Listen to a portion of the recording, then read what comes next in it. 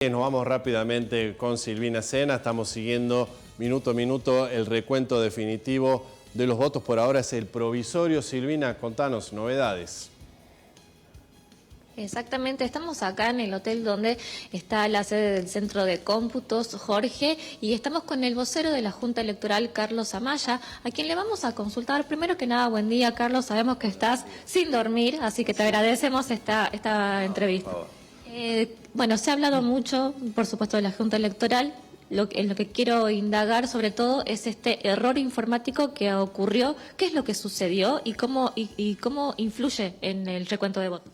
Bueno, la empresa que hace el escrutinio provisorio informó a la Junta Electoral que tuvo un problema informático, que lo va a informar por escrito, por supuesto, respecto de la carga del material, porque en determinado momento se frenaron la carga de datos de las candidaturas a intendente de capital y también a legisladores por el este. Esto ocurrió alrededor de la 1 de la mañana y duró alrededor de 55 minutos. Lo cierto es que a posteriori la carga se hizo mucho más lenta de lo que venía y por eso es que a esta hora todavía quedan alrededor de 100 mesas por escrutar, más allá de que hay alrededor de 350 mesas que van a pasar directamente al escrutinio definitivo. ¿Por qué? Porque tienen diferentes circunstancias, como por ejemplo que algunos presidentes de mesa, en vez de enviar el telegrama con toda la información hacia la mesa de cómputos de la empresa, lo incluyeron dentro de la urna y por lo tanto no se podía saber exactamente qué habían puesto en ese telegrama. Esa es una de las cuestiones que se ha detectado. Entonces, esas 350 mesas pasan directamente al escrutinio definitivo. Tengo una consulta, discúlpame, porque obviamente desde la oposición, sobre todo, este error y todo lo que explicás les ha parecido sospechoso. ¿Está dentro de las posibilidades de un recuento de votos que suceda algo así? ¿Hay algún protocolo de cómo reaccionar ante esto? Bueno, lógicamente que está previsto, pueden ocurrir un montón de cosas además de estas y lógicamente lo importante es que se dé la respuesta como corresponde y la Junta Electoral dispuso precisamente en función de esto que en el escrutinio definitivo que se va a llevar a cabo desde mañana a las 18 horas se abran todas las urnas que sea necesario abrir si es que hay los planteos que tengan fundamento respecto de las dudas de los resultados del escrutinio provisorio. Entonces, a partir de mañana empieza el escrutinio definitivo y si los fiscales que van a estar presentes todos, tanto del oficialismo como de la oposición, tuvieran planteos respecto de determinadas urnas, se van a abrir y se van a contar los votos como para que todos queden conformes y vean que efectivamente allí está el resultado. Si se tiene que rectificar, se rectificará y si se tiene que ratificar los resultados anteriores, se ratificarán. Jorge Lobo está en el piso, tiene más preguntas. Bien. Carlos, ¿qué tal? Buen día. Bueno, vos como periodista también entendés, buen día, Jorge. Entendés la ansiedad que tenemos por ahí. Tenemos dos intendencias muy parejas que son Alderetes y Capital en el recuento provisorio. Te quería preguntar si estas 350 mesas tienen que ver con estos distritos o no.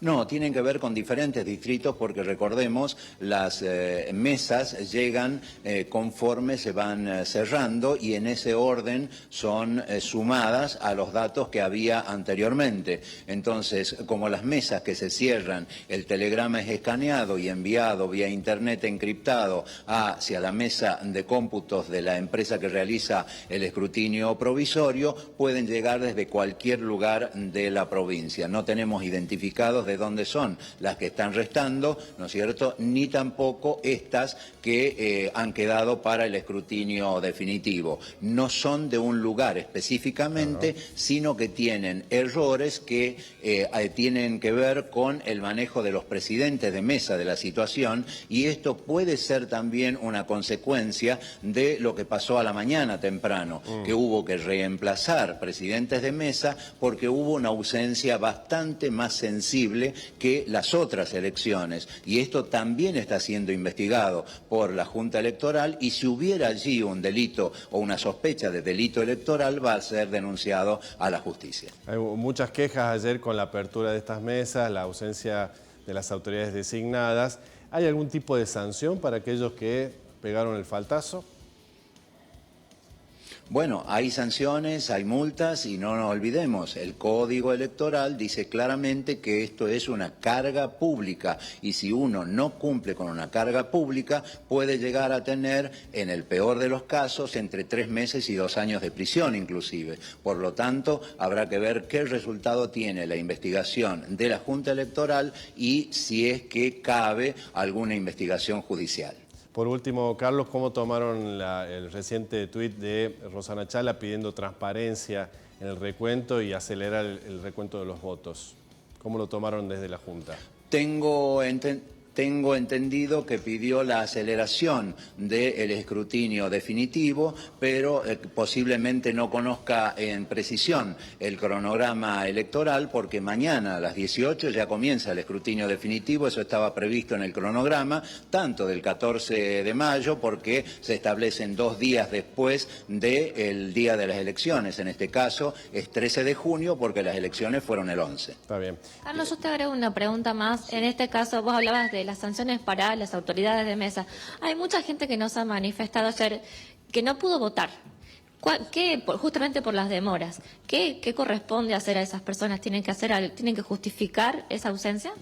Toda persona que no haya votado tiene que justificar esa ausencia, porque recordemos, si tienen entre 18 y 70 años, el voto es obligatorio, y si no, pasan a formar parte del registro de infractores a la ley electoral, ¿no? ¿Eso se multa o se castiga de alguna forma? Sí, hay una multa que es más bien simbólica, pero el problema es que al estar en el registro de infractores podrían tener problemas para conseguir un empleo en el Estado o para ser funcionario en el Estado, si fuera ese el tema.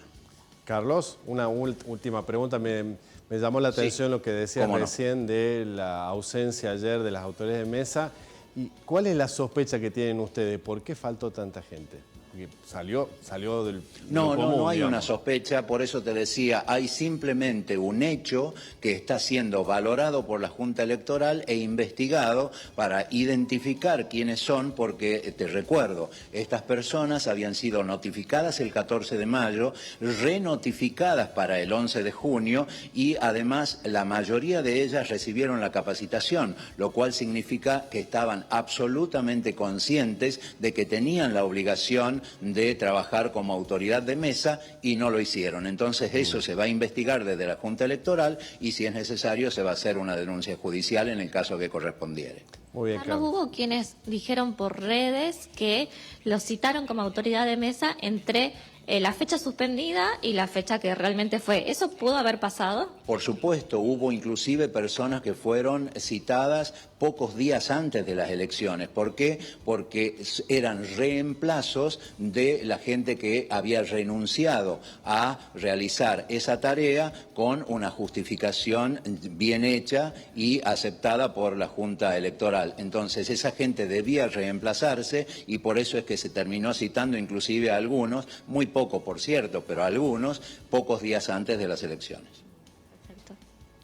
Muy bien, Carlos. Muy bien, Silvia. Hasta ahí el recuento entonces de lo que está ocurriendo a esta hora en la Junta Electoral. Por supuesto, este va a ser un foco durante todo el día, un foco de atención, Jorge, durante todo el día, así que estaremos pendientes de lo que suceda acá. Muchas gracias, Silvina. Muchas gracias a Carlos, directamente allí desde la Junta Electoral Provincial.